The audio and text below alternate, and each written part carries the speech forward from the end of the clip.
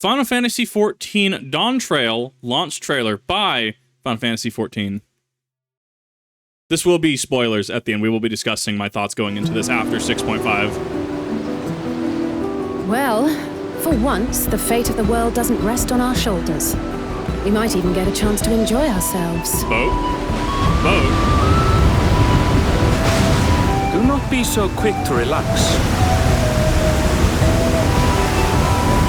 Just wait, Papa. When this contest is said and done, it'll be your daughter who sits the throne. Me, Woklamat! And so does our ship cast off from the docks.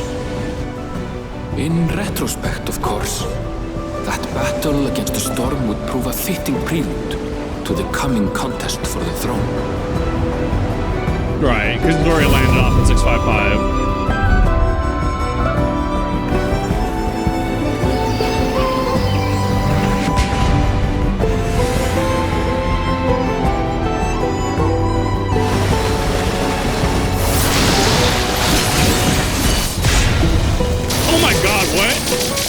What?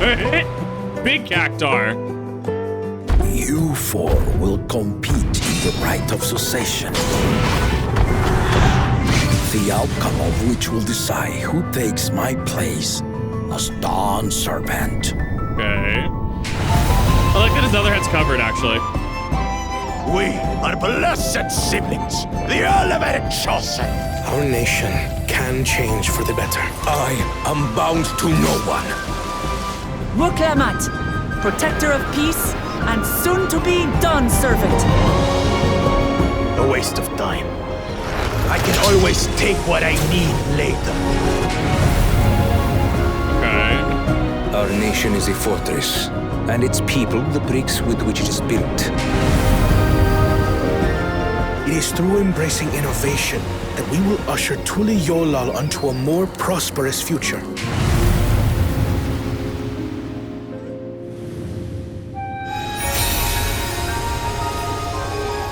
Its people lived as gods. Wait a minute. That's Never interesting. aging, never dying, free from hardship and conflict. All this time, it was here, the city of gold.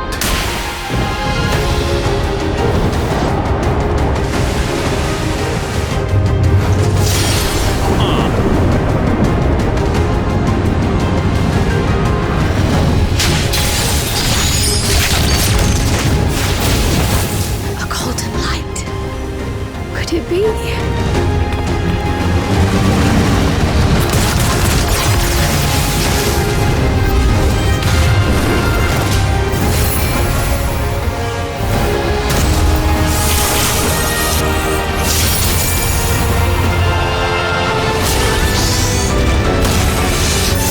Much about the key remains shrouded in mystery. What in the world is that?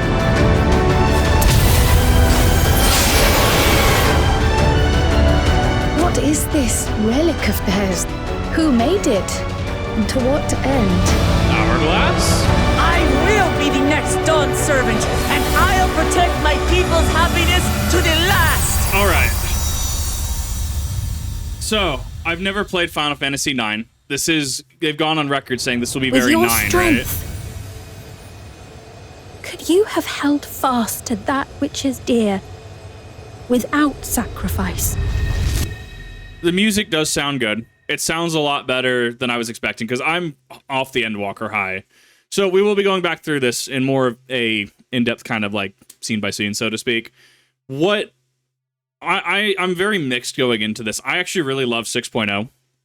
I really loved how they wrote it. And this is the spoilers territory, so be wary, right? I loved how, I don't know why I did that. I love how we had Xenos. I love how, we did a lot of that. I love how the finale just worked. We had Zodiark at 83, very good bait and switch. And we had 84, which is the Loporrits, which were pretty divisive. But I mean, you have to have those bits in color. And I actually really liked them, actually. But going into this, I really did not like Endwalker Post. And that's not like a jab at 14. That's not, I did not like how they wrote it. So they wrote things like what? Shan Toto is a very popular Final Fantasy Black Mage, I guess. And how we had Shatoto during the Black Mage quest line, right? A reference, we had a nod. You know, we have things like Ruby Weapon, Emerald Weapon, Diamond Weapon, Sapphire Weapon, right? Which are kind of homages. But they're written in 14, right? They're pulling from other sources and they're bringing it into 14. I was cool with that. How Endwalker post really worked. And I really like Zero as a character on Inception, right? It's Xenos' Reaper, right? The one that he made a pact with. And, well, rather, indentured into servitude, right? But I mean, you know, semantics. And it felt like, okay, this is just female Xenos, a parallel Xenos, who actually learns to care and give a crap, right? But the way that it really ended up being felt like a ham-fisted Final Fantasy IV, which Rubicante was cool. A lot of the Free Fiends were cool. We had, I can't even remember the name of the boss at this point. I always forget it. It's whatever the Zodiac Essence turned into. But the plot points that are totally forgetting shows how much I paid attention, right? And it just fell flat for me, right? Kind of like how Stormblood, the base Stormblood, what was that, 4.0, how it kind of fell flat. Zeromus, thank you. It just fell flat. It was Cecil Harvey now reaches self-actualization, becomes Paladin again, and it just felt like, here, have Final Fantasy IV, not a like reference to Final Fantasy IV, not a nod to Final Fantasy IV, like we've had in the past, right? I mean, Shinryu's from what, Final Fantasy V? Omega's from Final Fantasy V. So I'm coming in with really weird expectations because I did not like Post. I know there's a lot of people that'll say they like Post, they didn't like base Endwalker, and you're entitled to that opinion. I personally just didn't find it enlightening. I didn't find it entertaining. It felt really basic to me.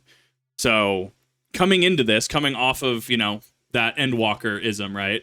And we're going through, I mean, it looks like, you know, we start with we're leaving Old Charlene, right? 6.55, we're gone, right? Like we're leaving for the new world. We've already committed, right? And we have different, you know, means, methods, people that are going there. You know, Thancred and Yanja going there for their own reasons. Yushola's going there, right? Cryo's coming with us, right? Seeing the in-game cinematics actually look really cool. Like I'm looking at them. They look really good. They look really polished. I wonder if the things like Reshade that I know people use, I wonder how Reshade's going to make this game look, and I wonder how they're going to bring it back. Hard emphasis on Viper. I like some of the cinematic shots. I do like seeing that some of the cinematic shots are still there. At Shadowbringers, Endwalker, and Dawntrail, you know, we went really hard into those cinematics. The sound is actually really great. I like the sound design. I like the music. I really like the Endwalker boss theme. You know, when you fight like... oh god, what's his face? The robot in Tower Babel. I do like that encounter theme. When you do the Sage quest line, right? The first quest, I like that encounter theme, right? And you also have, what is it? The Shadowbringers battle theme, Indomitable or something like that. I can't remember what it's called. But you have bangers, and hearing Dawntrail's intro theme that we've heard for months at this point, I was really kind of scared how it was going to go. I like it.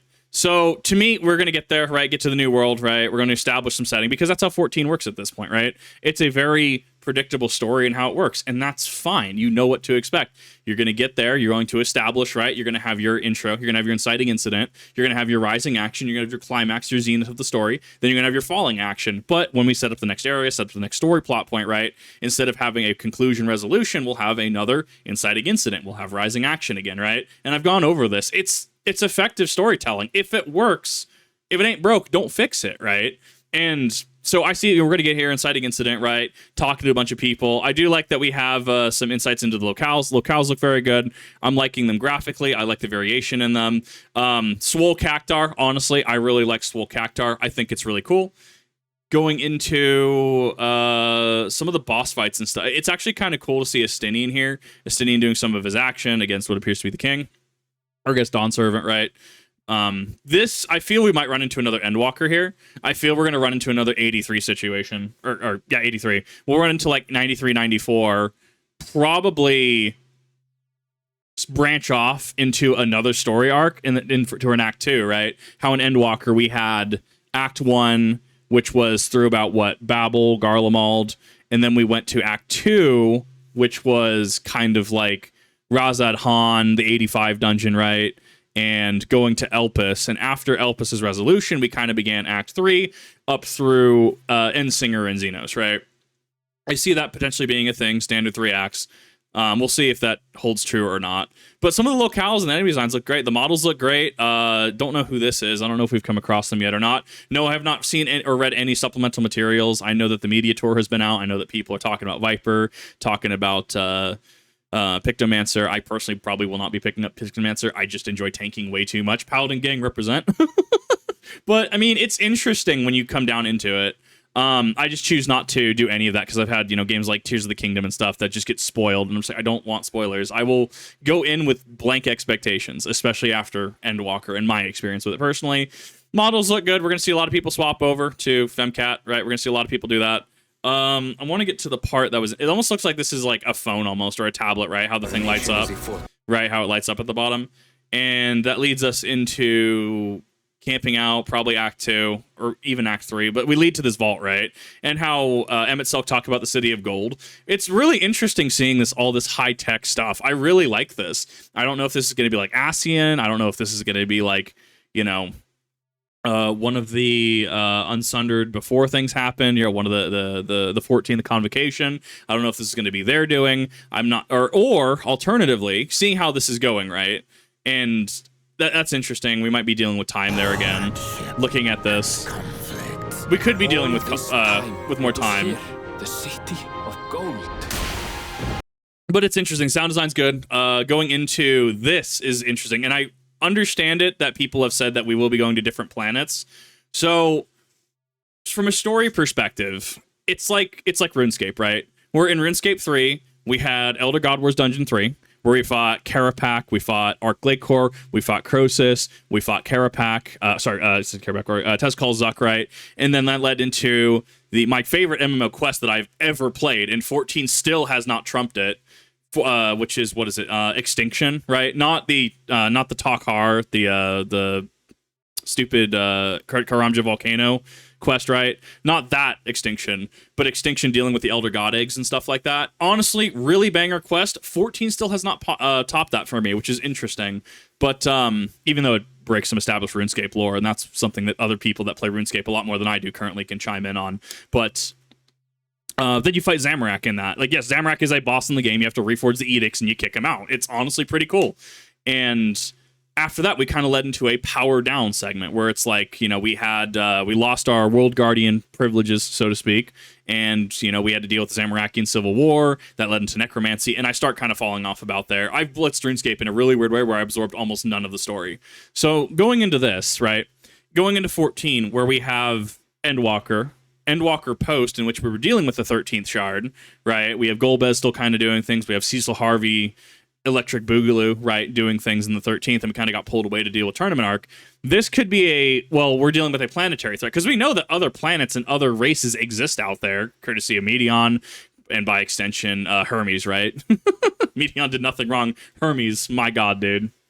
Causing childhood trauma, wow. But yeah, exactly. Like, so this could lead into that interplanetary invasion kind of thing. And they don't look like the Omicrons. They look distinct. They look different. I like the little drones. I think that they're kind of cool. So that could be what we're looking at dealing with, right?